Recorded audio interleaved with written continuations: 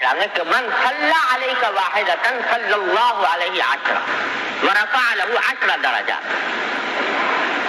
کہ جو شخص نبی کریم صلی اللہ علیہ وسلم خطاب کر کے جبریل امین علیہ السلام نے فرمایا کہ یا رسول اللہ، جو شخص آپ پر ایک مرتبہ درود بھیجے گا، جو شخص آپ پر ایک مرتبہ درود بھیجے گا، اللہ تبارک و تعالی اپنے فضل و کرم سے اس کے اوپر 10 مرتبہ رحمت نازل فرمائیں گے اور 10 اس کے درجات بلند فرمائیں گے۔ ایک مرتبہ درود شریف بھیجنے سے فرمایا کہ 10 رحمتیں اللہ تعالیٰ کی نازل ہوں گی اور 10 درجات بلند ہوں گے۔ جبریل امین علیہ السلام نے یہ پیغام دیا نبی کریم صلی اللہ علیہ وسلم کو آ کر، درود شریف کی یہ فضیلت بیان فرمائی۔ اور دوسری روایت میں یہ بھی آتا ہے کہ وحق عنہ 10 خطیئات، کہ 10 گناہوں کی معافی کا ذریعہ بنے گا۔ یہ 10 مرتبہ اللہ تعالیٰ کی رحمتیں نازل ہوں گی، 10 درجات بلند ہوں گے اور 10 گناہوں کی معافی کا ذریعہ ہوگا ایک مرتبہ درود بھیجنا نبی کریم سرور عالم صلی اللہ علیہ وسلم۔ یہ فضیلت بیان فرمائی درود شریف۔ اللہ تبارک و تعالیٰ نے یہ ایک عظیم عبادت رکھی ہے، حضور اکرم صلی اللہ علیہ وسلم پر درود بھیجنا۔ یہ ایسی عبادت ہے کہ کہنے کو تو نبی کریم صلی اللہ علیہ وسلم کے حق میں دعا ہے نا، درود، یا اللہ ان پر رحمت نازل فرما۔ لیکن اگر غور سے دیکھو تو نبی کریم صلی اللہ علیہ وسلم ہماری آپ کی دعاؤں کے محتاج نہیں۔ اللہ تبارک و تعالیٰ نے اپنے محبوب نبی صلی اللہ علیہ وسلم کو جو مقام بخشا ہے، وہ کوئی اعتراف کرے اس کا یا نہ کرے، اور کوئی اعتراف نہ کر کے اپنا ہی کچھ کھوئے، تو وہ اس سے حضرت صلی اللہ علیہ وسلم کی ذات مبارک بات کے اوپر کوئی اثر نہیں پڑتا۔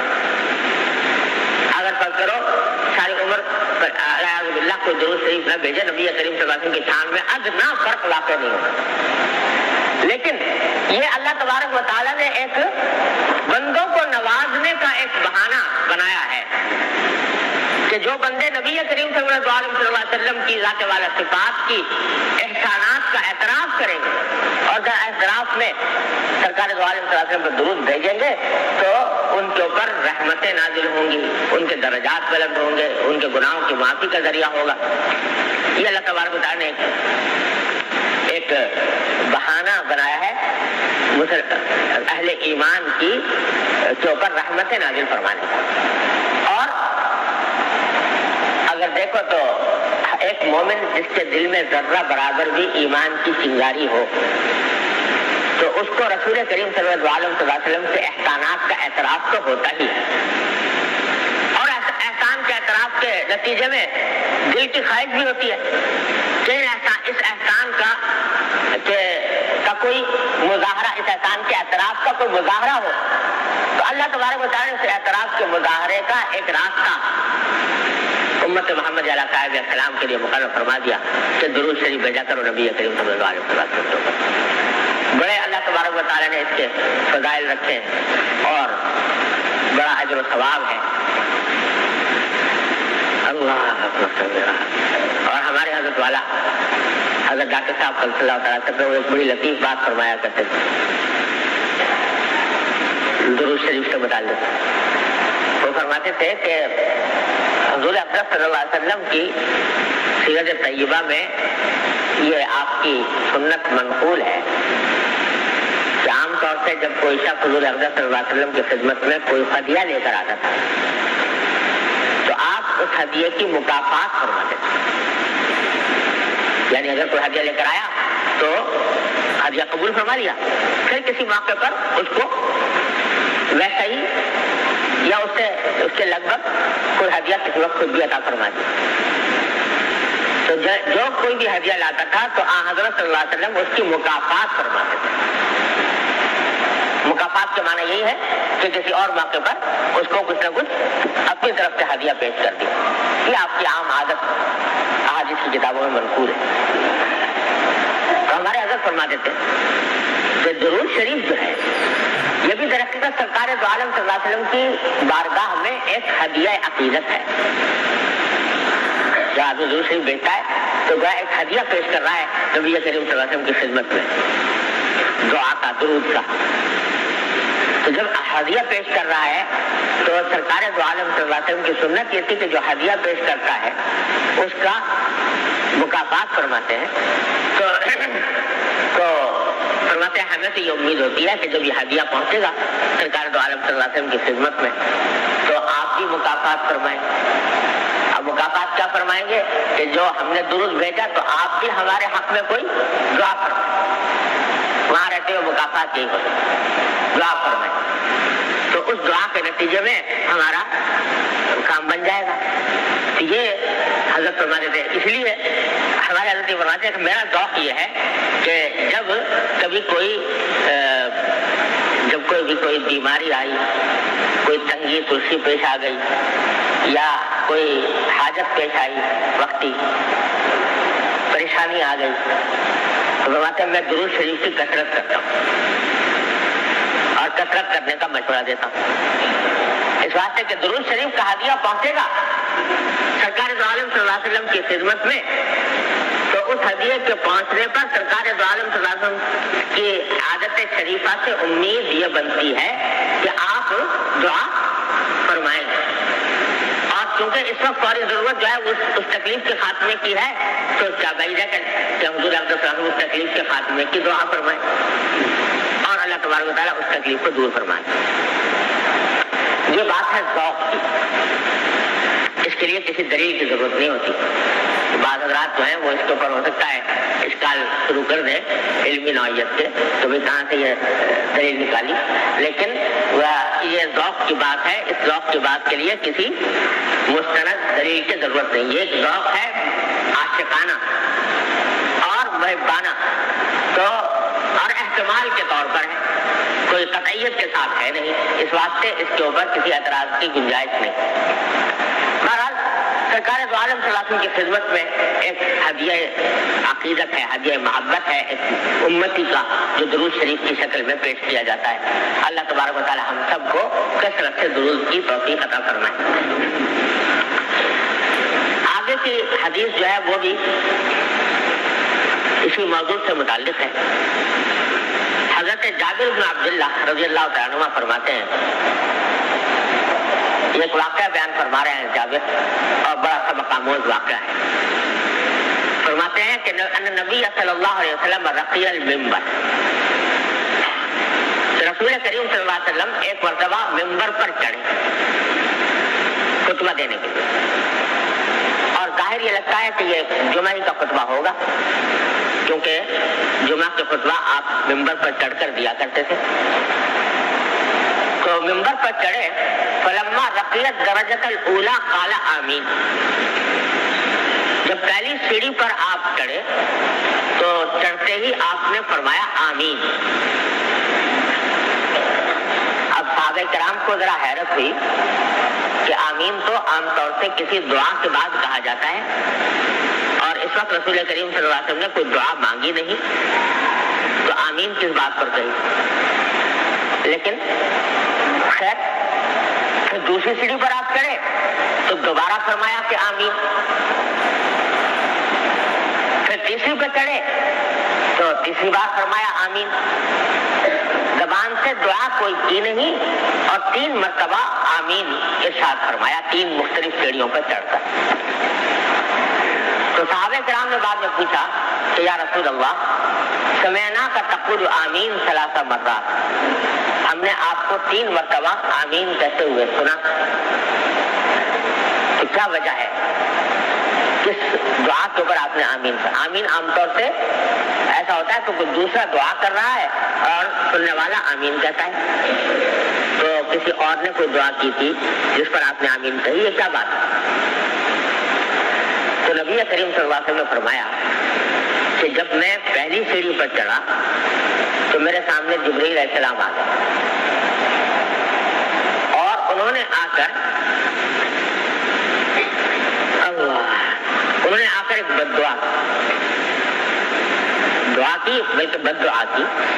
میں نے اس بد دعا پر آمین کہا. اب اگر اندازہ لگاؤ اس بد دعا کا کہ یہ مسجد نبوی ہے، مسجد نبوی ہے، مدینہ منورہ ہے، مسجد نبوی ہے، منبر رسول صلی اللہ علیہ وسلم ہے، اور غالب یہ ہے کہ جمعہ کا دن ہوگا، اور جمعہ کا دن بھی خطبے کا وقت جو مقبولیت کا وقت ہوتا ہے دعا کی، اور اس وقت میں منبر پر چڑھتے وقت دعا کر رہے ہیں کون؟ جبریل امین علیہ السلام، آمین کہہ رہے ہیں کون؟ سرکار دو عالم صلی اللہ علیہ وسلم۔ اندازہ لگاؤ کہ اس دعا کی قبولیت میں کیا شک ہو سکتا ہے۔ اب سنیے کیا دعا کی۔ دعا یہ کی حضرت جبریل نے کہ شقی عبد ادرک رمضان فانسلخ منہ ولم یغفر لہ، کہ نامراد ہو وہ شخص، نامراد ہو، ناکام و نامراد ہو وہ شخص جس نے رمضان کا مہینہ پایا اور پورا رمضان کا مہینہ اس پر گزر گیا اور وہ اپنی مغفرت نہ کرا سکا۔ اس کے حق میں جبریل امین بددعا کر رہے ہیں ناکام و نامراد ہونے کی، اور نبی کریم صلی اللہ علیہ وسلم اس دعا پر آمین فرمائے۔ وجہ کیا ہے کہ رمضان کا مہینہ اللہ جل جلالہ نے ایسا مہینہ رکھا ہے کہ اس میں اللہ تعالیٰ کی رحمت بہانے ڈھونڈتی ہے نوازنے کے لیے بندوں، اور قدم قدم پر مغفرت کے وعدے۔ من صام رمضان ایمانا واحتسابا غفر له ما تقدم من ذنبه، جو شخص روزے رکھ لے اس کی مغفرت ہو جائے گی۔ من قام رمضان ایمانا واحتسابا غفر له ما تقدم من ذنبه، تراویح پڑھ لے مغفرت ہو جائے گی۔ من قام لیلۃ القدر ایمانا واحتسابا غفر له ما تقدم من ذنبه، لیلۃ القدر میں قیام کرے اس کی مغفرت ہو جائے گی۔ روزہ افطار کرا دے کسی کو، اس سے مغفرت ہو جائے گی۔ یعنی کتنے راستے اللہ تبارک و تعالیٰ نے مغفرت کے لیے کھولے ہوئے ہیں، اور فرمایا کہ غلقت ابواب النیران فتحت ابواب الجنہ وغلقت ابواب النیران، جنت کے دروازے کھول دیے جاتے ہیں۔ اور تو فرمایا کہ جبریل امین علیہ السلام نے یہ دعا کی کہ ناکام و نامراد ہو وہ شخص جس نے اپنے والدین کو پایا یا ان میں سے ایک کو پایا، اور وہ ماں باپ اس کے لیے اس کو جنت میں داخل نہ کرا سکے۔ جس نے اپنے ماں باپ کو پایا زندہ، یا ایک کو پایا یعنی ماں کو صرف یا باپ کو صرف، اور پھر وہ ماں باپ اس کے جنت میں داخلے کا سبب نہ بن سکے۔ کیا مطلب؟ کہ ماں باپ کا مسئلہ بھی ایسا ہے کہ ان کے ذریعے جنت کمانا انتہائی آسان ہے، انتہائی سستا ہے۔ ماں باپ کے لیے ماں باپ کی دعائیں لے لے، ماں باپ کی ذرا سی خدمت کر دے جس سے ان کا دل خوش ہو جائے، ان کا مزاج شناس بن جائے، تو اس کے نتیجے میں ان کے دل سے جو دعا نکلتی ہے وہ بندے کے لیے براہ راست جنت میں داخلے کا سبب بن جائے۔ اللہ تبارک و تعالیٰ نے اس کائنات میں اپنے بعد اور رسول کریم صلی اللہ علیہ وسلم کے بعد سب سے زیادہ حق رکھا ہے والدین کا، سب سے زیادہ۔ اللہ تبارک و تعالیٰ نے اپنے بعد اور اپنے رسول کے بعد فرمایا سب سے زیادہ جو اطاعت اور خدمت فرض ہے وہ والدین کی ہے، یہاں تک کہ اس کو جہاد فی سبیل اللہ سے بھی اونچا مقام دیا کہ ایک صحابی آئے، آ کر عرض کیا کہ رسول اللہ میرا دل چاہتا ہے کہ میں آپ کے ساتھ جہاد میں شامل ہوں۔ نبی کریم صلی اللہ علیہ وسلم کے ساتھ جہاد میں، معمولی جہاد نہیں، سرکار دو عالم صلی اللہ علیہ وسلم کی معیت میں جہاد جو ہے جس سے برابر کوئی فضیلت کا جہاد ہو نہیں سکتا، اس کی خواہش ظاہر کی۔ نبی کریم صلی اللہ علیہ وسلم نے پوچھا کہ کیا تمہارے والدین ہیں؟ تو انہوں نے اس نے کہا جی ہاں ہیں۔ تو آپ نے فرمایا فیہما فجاہد، کہ جاؤ ان کی خدمت کر کے جہاد کرو۔ تمہارے لیے جو والدین موجود ہیں تو ان کی خدمت تمہارے لیے سب سے بڑا جہاد اور سب سے بڑی فضیلت کی چیز۔ مسند احمد میں روایت آتی ہے کہ ایک صحابی آئے اور آ کر عرض کیا کہ یا رسول اللہ مجھے جہاد کا بڑا شوق ہے، اور جہاد کے شوق میں نکل کر آیا ہوں تاکہ آپ کے ساتھ مل کر جہاد کروں، اور اپنے والدین کو روتا چھوڑ کر آیا ہوں، والدین کو روتا چھوڑ کر آیا ہوں، یعنی وہ نہیں، مجھے دل ان کا نہیں چاہ رہا تھا مجھے بھیجنے کو، کیونکہ میں ان کی اولاد ہوں تو اس واسطے وہ مجھے بھیجنا نہیں چاہ رہے تھے، لیکن میں ان کو روتا ہوا چھوڑ کر آ گیا ہوں تاکہ جہاد کی فضیلت حاصل کروں، آپ کے ساتھ جہاد میں شامل ہوں۔ تو آپ نے فرمایا کہ جاؤ واپس، اب حکما کما اب کئی تہما، جاؤ جیسے تم ان کو روتا چھوڑ کر آئے ہو، جا کر ہنساؤ ان کو پہلے۔ اتنی بڑا مقام آپ نے بخشا کہ جہاد کی سبیل اللہ رسول کریم صلی اللہ علیہ وسلم کے ساتھ جہاد کی فضیلت کے بدلے فرمایا کہ جا کر ان سے ان کو راضی کرو اور ان کی خدمت کرو۔ اتنا بڑا درجہ اللہ تبارک و تعالیٰ نے رکھا ہے والدین کا۔ حضرت اویس قرنی رحمۃ اللہ علیہ کا واقعہ تو ہر مسلمان کو معلوم ہے کہ حضرت اویس قرنی قرن کے رہنے والے تھے، حضور اقدس صلی اللہ علیہ وسلم کے عہد مبارک میں تھے، آپ کے زمانے میں موجود تھے، اور ظاہر ہے کہ بڑے نیک مسلمان تھے، اس واسطے دل میں خواہش تھی سرکار دو عالم صلی اللہ علیہ وسلم کی زیارت کرنے کی، کہ آپ کی خدمت میں جا کر آپ کی زیارت کریں، صحابیت کا شرف حاصل کریں۔ تو حضور، لیکن والدہ زندہ تھی اور والدہ کو خدمت کی ضرورت تھی، اب بڑے بے چین تھے کہ یہاں ایک طرف سرکار دو عالم صلی اللہ علیہ وسلم کی زیارت اور صحبت کا شرف ہے، اور دوسری طرف والدہ کی خدمت کا معاملہ ہے، کیا کروں؟ سرکار دو عالم صلی اللہ علیہ وسلم سے بالواسطہ مشورہ طلب کیا، سرکار دو عالم صلی اللہ علیہ وسلم نے فرمایا کہ نہیں، والدہ کی خدمت کرو۔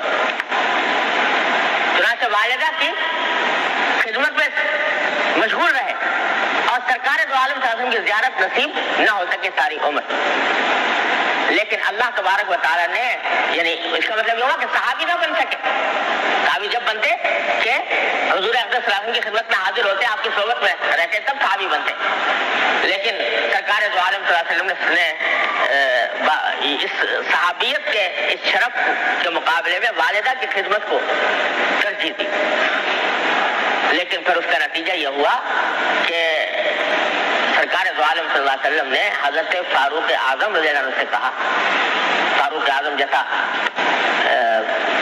صحابی، ان سے کہا کہ اے عمر، جب کبھی یہ اویس کبھی وہاں سے سفر کر کے آئیں مدینہ منورہ، تو ان سے اپنے حق میں دعا کرانا، ان سے اپنے حق میں دعا کرانا، اس واسطے کہ یہ مستجاب الدعوات ہوں گے، ان کی ساری دعائیں قبول کریں گے اللہ تعالیٰ۔ تو صحابی بھی کون؟ فاروق اعظم جیسا صحابی، اس کو سرکار دو عالم صلی اللہ علیہ وسلم یہ فرما رہے ہیں کہ تم تابعی سے، اویس قرنی سے دعا کرانا کہ اس کی دعائیں قبول ہوں گی۔ یہ مقام اللہ تبارک و تعالیٰ نے بخشا صرف والدہ کی خدمت کی وجہ سے۔ اتنا بڑا مقام بنایا ہے اللہ تبارک و تعالیٰ نے والدین کا، اور والدین کی خدمت کو اتنا بڑا اجر و ثواب کا عمل قرار دیا ہے۔ ایک حدیث میں رسول کریم صلی اللہ علیہ وسلم فرماتے ہیں کہ اگر ایک شخص اپنے والدین کو ایک مرتبہ محبت کی نگاہ سے دیکھ لے، ایک مرتبہ اپنے والدین کو محبت کی نگاہ سے دیکھ لے، تو ایک حج اور ایک عمرے کا ثواب ہے، صرف محبت کی نگاہ سے دیکھ لینے کا۔ اندازہ کرو، تو جب صرف محبت کی نگاہ سے دیکھ لینے کا اتنا ثواب ہے، تو خدمت کرنے کا کیا ثواب ہوگا؟ خدمت کرنے کا کتنا عظیم ثواب ہوگا۔ اور یہ فرمایا، دیکھو قرآن کریم نے، تو اما یبلغن الکبر احدہما او کلاہما فلا تقل لہما اف ولا تنہرہما وقل لہما قولا کریما واخفض لہما جناح الذل من الرحمہ وقل رب ارحمہما کما ربیانی صغیرا۔ اتنی تفصیل سے قرآن کریم فرما رہا ہے کہ اگر ان میں سے کوئی ایک، والدین میں سے کوئی ایک یا دونوں بڑھاپے کو پہنچ جائیں، اور بڑھاپے کو پہنچنے کی بات اس لیے فرمائی کہ جب بڑھاپے میں پہنچ جاتے ہیں تو عام طور سے مزاج میں کچھ چڑچڑاپن پیدا ہو جاتا ہے، اور اس کی وجہ سے بعض اوقات غصہ بھی آ جاتا ہے، غصے کی باتیں بھی کرتے ہیں۔ بعض اوقات بڑھاپا اس درجے تک پہنچ جاتا ہے کہ اس کی وجہ سے غیر معقول باتیں بھی کرنی شروع کر دیتے ہیں۔ تو لیکن قرآن کہتا ہے کہ یہ سب اگر اس حد تک پہنچ جائیں، تب بھی فلا تقل لہما اف، کبھی ان کو اف تک مت کہنا، ولا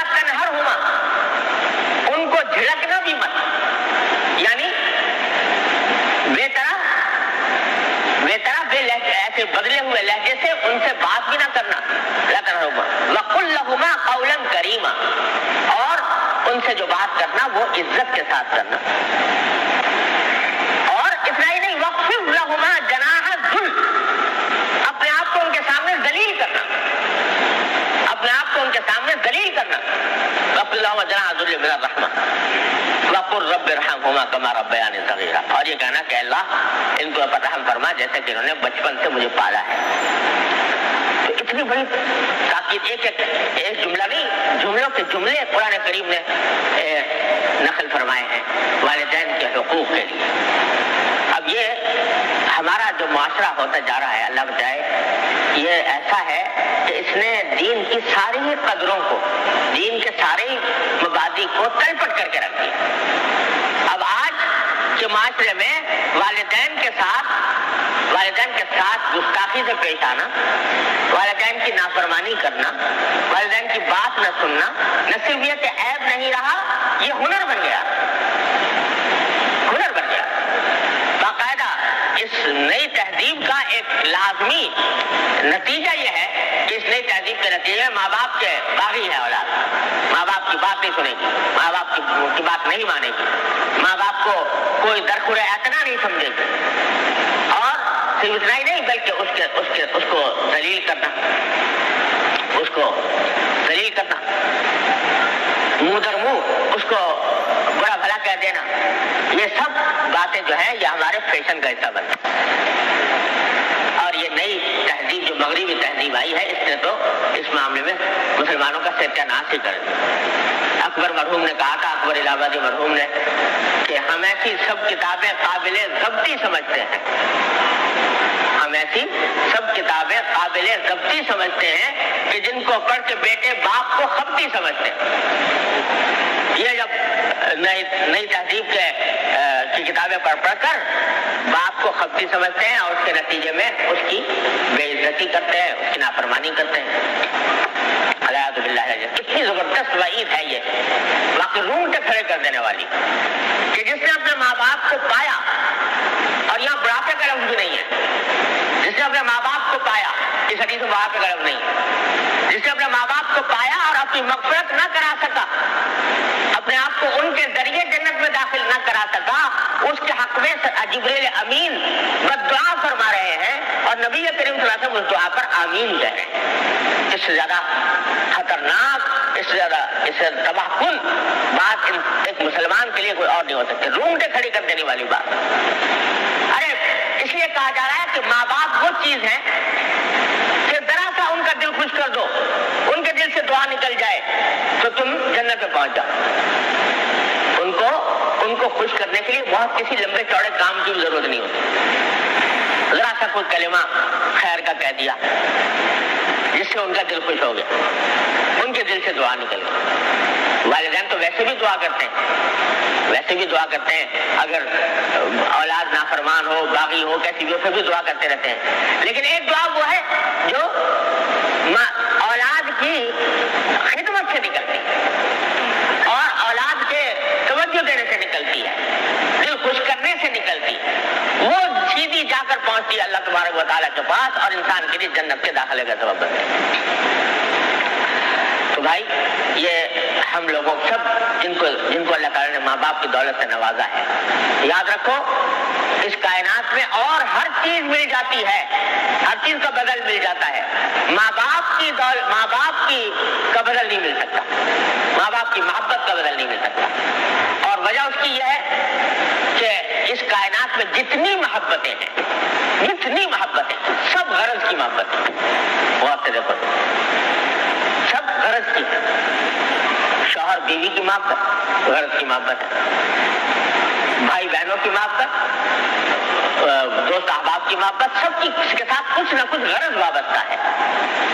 یہاں تک کہ اولاد جو ماں باپ سے محبت کرتی ہے وہ بھی غرض کی خاطر کرتی ہے.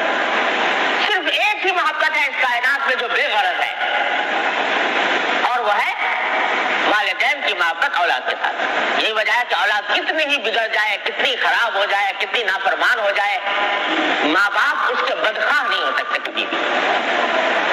اس واسطے سے یہ بے غرض محبت ہوتی ہے. اللہ تبارک و تعالیٰ نے اس محبت کا بڑا درجہ رکھا ہے اور اس محبت سے جو دعا نکلتی ہے اللہ تبارک و تعالیٰ اس کو بہت جلدی قبول فرماتا ہے. تو جن کو یہ نعمت میسر ہے وہ عام طور سے ہوتا ہی ہے کہ جب تک یہ نعمت میسر رہتی ہے قدر نہیں ہوتی. جب تک نعمت میسر رہتی ہے، ماں باپ ہیں موجود، تو قدر نہیں. کبھی قدر ہوتی ہے اس وقت جب یہ نعمت ہاتھوں سے نکل چکی ہوتی ہے، تو پھر اس وقت قدر آتی ہے کہ او ہو ہمارے ہاتھ سے نعمت نکل گئی، اب کہاں سے لائیں. تو اس وقت حسرت ہوتی ہے. تو جن کو یہ نعمت میسر ہے وہ قدر کر لیں، قدر پہچان لیں اور اس محبت کو اپنے لیے جنت کے داخلے کا ذریعہ بنا لیں.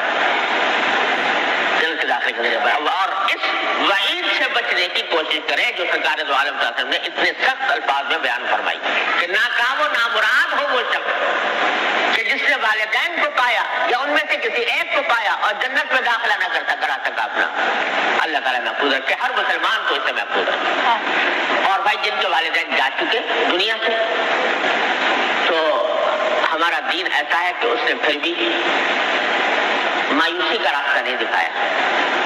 اگر والدین دنیا سے جا چکے ہیں اور زندگی میں ان کی قدر نہ پہچانی، زندگی میں ان کے ساتھ اسے سلوک نہ کر سکے، تو اللہ تعالیٰ نے راستہ یہ رکھا ہے کہ ان کے حق میں دعائے مغفرت کرو، ان کو ایصال ثواب کرو، ان کے ملنے جلنے والوں سے تعلق رکھو اور ملنے جلنے والوں سے تعلق رکھ کر ان کے ساتھ اسے سلوک کرو، تو کچھ نہ کچھ تلافی انشاءاللہ اس کی بھی ہو جائے گی.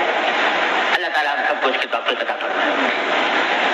پھر آخر میں فرمایا کہ تیسری سیڑھی پر جب قدم رکھا حضور اقدس صلی اللہ علیہ وسلم نے، تو اس وقت جبریل امین نے کہا کہ ناکام و نامراد ہو وہ شخص کہ جس کے سامنے آپ کا ذکر کیا جائے، یعنی نبی کریم سرور عالم صلی اللہ علیہ وسلم کا ذکر کیا جائے، فلم یصلی علیہ، اور وہ آپ پر درود نہ بھیجے.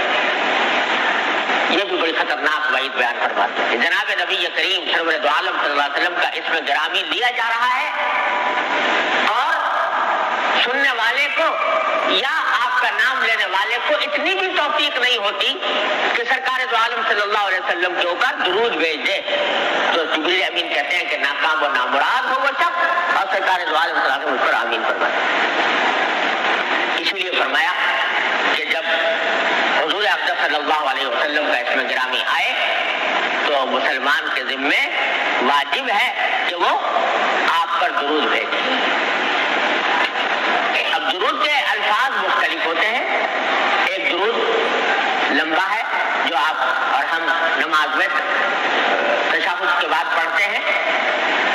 ضروری نہیں کہ پورا وہ درود بھیجا جائے، لیکن حضور اقدس صلی اللہ علیہ وسلم کے اس میں گرامی کے ساتھ جو یہ لفظ مسلمانوں کے الحمدللہ رواج ہے صلی اللہ علیہ وسلم، یہ بھی درود ہے. کیونکہ صلی اللہ علیہ وسلم کے معنی یہ ہے کہ اللہ تبارک و تعالی درود بھیجے نبی کریم صلی اللہ علیہ وسلم پر اور آپ پر سلام بھیجے. تو درود بھی ہے اس میں سلام بھی ہے صلی اللہ علیہ وسلم. لیکن جو حضور اقدس صلی اللہ علیہ وسلم کا اس میں گرامی بغیر اس درود کے لے لے تو اس کے بارے میں یہ جبریل امین کی بددعا ہے اور نبی کریم صلی اللہ علیہ وسلم کی آمین ہے. کم از کم اتنا تو حضور اقدس صلی اللہ علیہ وسلم کا حق ادا کرے ایک آپ کا امتی کہ آپ کے اس میں گرامی کے ساتھ درود کا یہ اہتمام کرے. اور یہ حکم جس طرح بولنے میں ہے اسی طرح لکھنے میں بھی ہے. یعنی جب آدمی لکھ رہا ہے اور جناب رسول کریم صلی اللہ علیہ وسلم کا اس میں گرامی آیا تو ساتھ صلی اللہ علیہ وسلم پورا لکھنا چاہیے. یہ ہمارے ہاں جو رواج ہو گیا کہ صلی اللہ علیہ وسلم میں بھی اختصار. ارے بھائی صلی اللہ علیہ وسلم تو خود مختصر درود ہے، اتنے بڑے درود شریف کا اختصار ہے صلی اللہ علیہ وسلم. اب لوگوں نے اس کو اندر بھی اختصار کرنا شروع کر دیا اور صلی اللہ علیہ وسلم پورا لکھنے کے بجائے سلام لکھ دیا یا صرف صاد بنا دیا اشارہ کرنے کے لیے. تو یاد رکھیں رکھو کہ اس طرح درود شریف کا جو حق ہے وہ ادا نہیں ہوتا. پورا کلمہ صلی اللہ علیہ وسلم یہ ضروری ہے. واجب ادا ہونے کے لیے اتنا بھی اگرچہ کافی ہے کہ آدمی لکھے رسول اللہ صلی اللہ علیہ وسلم کا اسم گرامی اور زبان سے صلی اللہ علیہ وسلم کہہ دے تو واجب ادا ہو جائے گا. لیکن ساتھ میں لکھنے میں فائدہ یہ ہے کہ تاکہ جو پڑھے اس کو بھی تنبہ ہو جائے کہ وہ جب سرکار دو عالم صلی اللہ علیہ وسلم کا اسم گرامی پڑھے تو ساتھ میں صلی اللہ علیہ وسلم کہے, پورا کہے. سلام کہنے سے کہ صرف ساتھ بنا دینے سے کام نہیں بنتا. ارے سارا اختصار یہی, سارا اختصار اور سارا بخل سرکار دو عالم صلی اللہ علیہ وسلم پر درود بھیجنے میں انسان استعمال کرے. تو بڑی بےغیرتی کی بات ہے, بے حسی کی بات ہے, سرکار دو عالم صلی اللہ علیہ وسلم کے احسان ناشناسی کی بات ہے کہ آدمی اس کے اختصار سے کام لے. لہذا یہ کبھی نہیں کرنا چاہیے. اور جو اگر کسی اور زبان میں آدمی بات کر رہا ہے عربی کے علاوہ یا کسی اور زبان میں لکھ رہا ہے تو وہاں پر بھی مناسب یہ ہے کہ درود شریف انہی الفاظ میں بھیجے صلی اللہ علیہ وسلم, اس کا ترجمہ نہ کرے اپنی زبان میں. جیسے ہمارے یہاں اردو میں تو الحمدللہ رواج ہے کہ جب نبی کریم صلی اللہ علیہ وسلم کا اسم گرامی آتا ہے تو پورا صلی اللہ علیہ وسلم ہی کہتے ہیں, ترجمہ نہیں کرتے.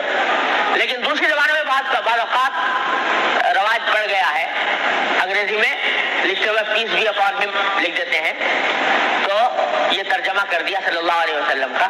لیکن اس سے امید ہے انشاءاللہ, امید ہے اللہ کی رحمت سے کہ واجب تو شاید ادا ہو جائے, لیکن کیوں اس تکلف میں پڑا جائے.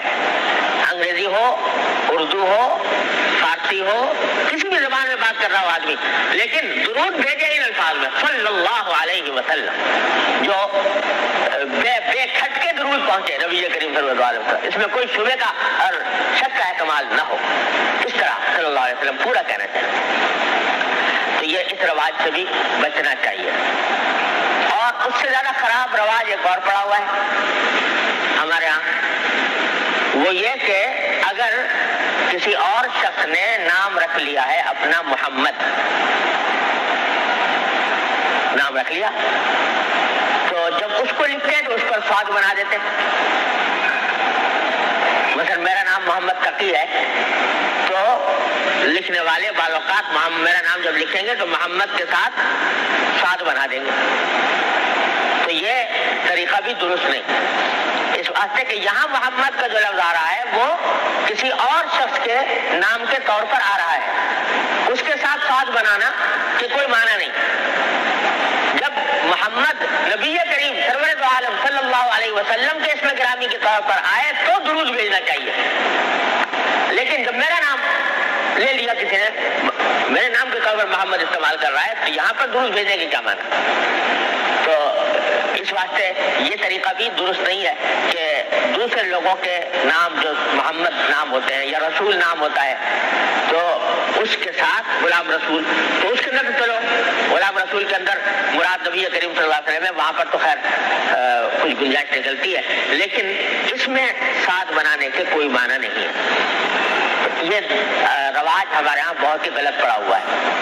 اور یہ ایسا ایک اور غلط رواج ہمارے والد صاحب بہت زیادہ تنبیہ فرمایا کرتے تھے, یہ پڑا ہوا ہے کہ بہت سے نام ہمارے یہاں ہوتے ہیں جو عبد کے لفظ کے ساتھ ہوتے ہیں, جیسے عبداللہ, عبد الرحمن, عبد الرزاق, عبد الستار, عبد الوہاب, یہ نام ہوتے ہیں.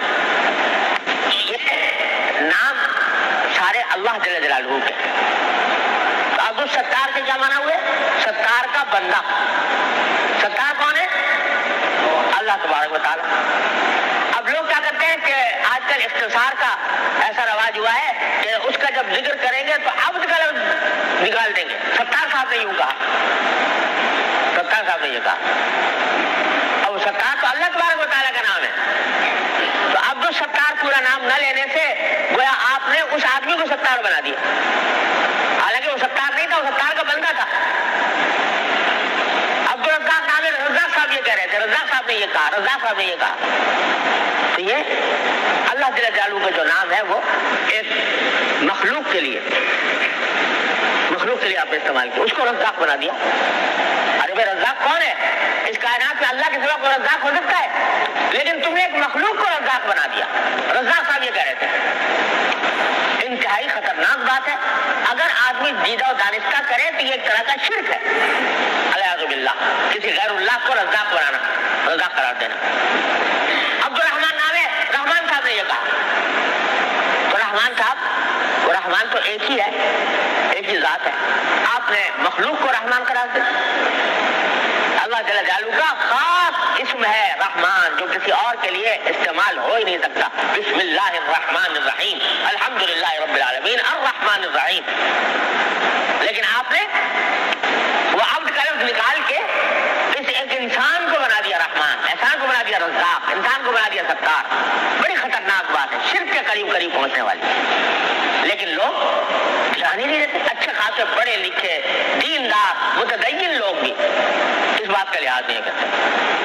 تو بھائی اس کو صرف اتنا ہی تو ہے نا کہ ایک لفظ بنانا ہے، رزاق صاحب مجھے عبد الرزاق صاحب کہنا ہے، اس زبان کو ذرا سا ہلانے کی بات ہے، توجہ دینے کی بات ہے، ورنہ اور کوئی کیا تکلیف ہے کہ آدمی ان کو عبد الرزاق نہ کہے اور رزاق صاحب کہہ کر پکائے، یہ بڑی خطر۔